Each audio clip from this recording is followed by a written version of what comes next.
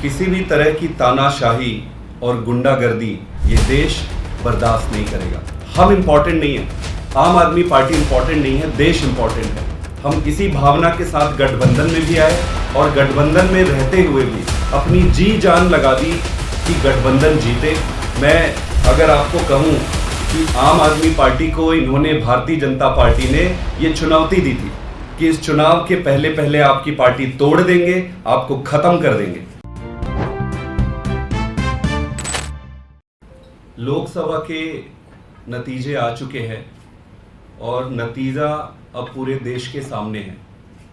पूरे देश ने स्पष्ट कर दिया है कि किसी भी तरह की तानाशाही और गुंडागर्दी ये देश बर्दाश्त नहीं करेगा। ये पूरा चुनाव नरेंद्र मोदी जी वर्सेस इंडिया गठबंधन के बीच में लड़ा गया।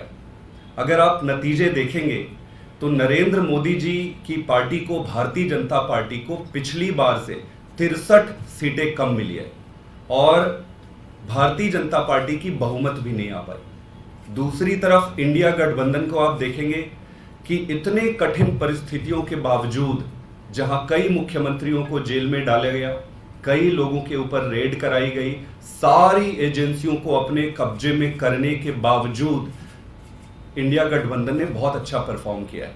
तो इससे यह स्पष्ट हो गया है कि इस देश की जनता कभी भी कॉन्स्टिट्यूशन के खिलाफ अगर कोई खिलवाड़ करे तो उसको बर्दाश्त नहीं करेगी। आम आदमी पार्टी की अगर बात करें तो ये चुनाव हम डे 1 से ये कह रहे थे कि हम इम्पोर्टेंट नहीं है, आम आदमी पार्टी इम्पोर्टेंट नहीं है, देश इम्पोर्टेंट है। हम इसी भावना के साथ गठबंधन में भी आए और गठबंधन में रहते हुए भी अपनी जी जान लगा दी कि गठबंधन जीते। जहां जहां हमारी जितनी क्षमता थी हमने अपना सब कुछ दांव पर लगा दिया और खूब मेहनत करी। मैं अगर आपको कहूं कि आम आदमी पार्टी को इन्होंने, भारतीय जनता पार्टी ने ये चुनौती दी थी कि इस चुनाव के पहले पहले आपकी पार्टी तोड़ देंगे, आपको खत्म कर देंगे। इन्होंने हमारे सारे नेताओं को जेल में डाला, हमारे सबसे बड़े सुप्रीम लीडर को जेल में रखा, हमारे वॉलंटियरों को धमकाया, एमएलए को खरीदने की कोशिश की, सारे षड्यंत्र किए। इन सारे षड्यंत्रों का नतीजा एक ही निकला कि जनता ने उन्हें नकार दिया और आम आदमी पार्टी आज एकजुट है। पूरी तरीके से हमने फाइट किया और हमारे 3 सांसद पंजाब से जीत कर आए। 2 से 3 सीटों पर हम काफी क्लोज कॉन्टेस्ट में रह गए।